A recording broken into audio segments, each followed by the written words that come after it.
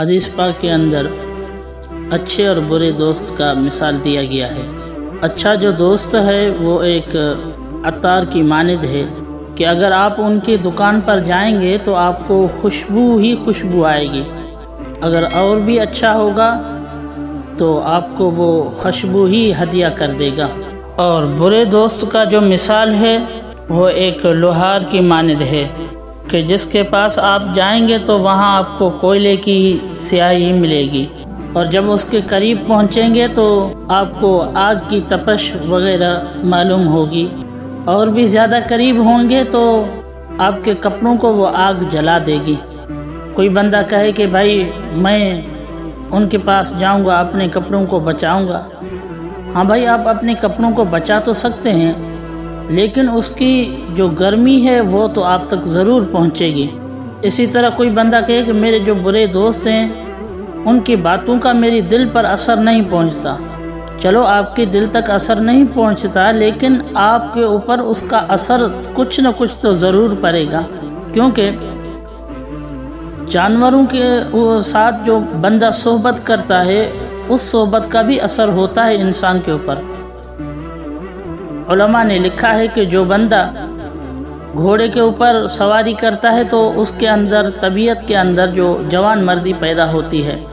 جس بندے کی زندگی اونٹوں کے ساتھ گزری ہو اس کی طبیعت کے اندر ہرش درہمی موجود ہوتی ہے، اور جو بکریوں کے ساتھ رہتا ہے اس کے اندر عجز اور انکساری ہوگی۔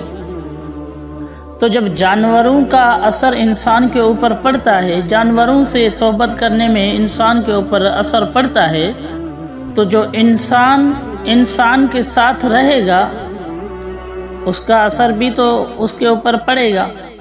جس بندے کے ساتھ ہمارا اٹھنا بیٹھنا ہوگا، اگر وہ اچھا ہے تو ہمارے عمل جو ہیں وہ بھی اچھے ہو جائیں گے، اگر وہ برا ہے تو اس کے اعمال جو ہیں ان کا اثر ہمارے اوپر پڑے گا اور ہمارے اعمال بھی برے ہوں گے۔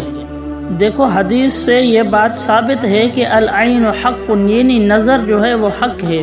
جس نظر کے اندر بغض ہو، جس نظر کے اندر عداوت ہو، جس نظر کے اندر کینہ ہو، وہ نظر انسان کے اوپر اثر کرتی ہے۔ تو جس نظر کے اندر محبت ہو، شفقت ہو، اخلاص ہو، اس نظر کا بھی انسان کے اوپر اثر پڑے گا۔ پر شرط یہ ہے کہ کوئی کامل شیخ ہو جس کی نظر میں اتنا اثر ہوتا ہے۔ جب کسی شیخ کی اس طرح نظر ہمارے اوپر پڑ گئی تو یوں سمجھو کہ ہماری زندگی بن گئی، ہمیں معرفت الہی کے موتی ملیں گے۔ اللہ رب العزت نے قرآن مجید کے اندر ارشاد فرمایا، یا ایھا الذین آمنوا اتقوا اللہ وکونوا مع الصادقین، اے ایمان والو اتقوا اللہ، اللہ سے ڈرو، وکونوا مع الصادقین، اور جو صادق لوگ ہیں، جو سچے لوگ ہیں ان کے ساتھ رہو، یعنی اللہ والوں کی صحبت کو اختیار کرو۔ جب اللہ والوں کی صحبت کو اختیار کریں گے تو ہماری زندگی بدل جائے گی۔